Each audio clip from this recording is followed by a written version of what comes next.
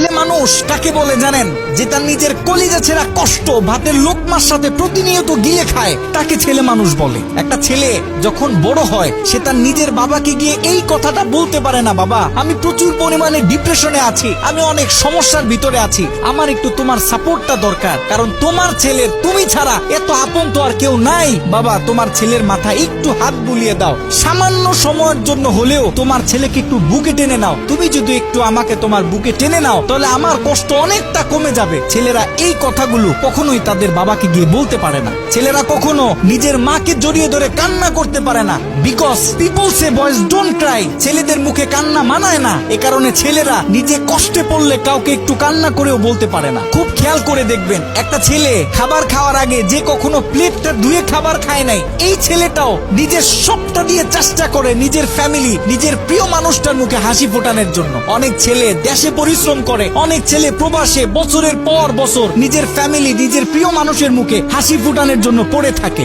দিন শেষে ছেলেদের মুখে হাসি ফোটানোর মতো কাউকে পাওয়া যায় না। আমি মনে করি boys are the best actor in the world. এই পৃথিবীতে ছেলেরা হচ্ছে সব থেকে বড় অভিনেতা, কারণ ছেলেরা নিজেদের বুকে হাজারো লক্ষ কষ্ট পুঁতে রেখেও মুখে হাসি নিয়ে চলে, কারণ সে জানে আজকে আমি যদি ভেঙে পড়ি তাহলে আমার পুরো ফ্যামিলিটা অস্তিত্বহীন হয়ে যাবে।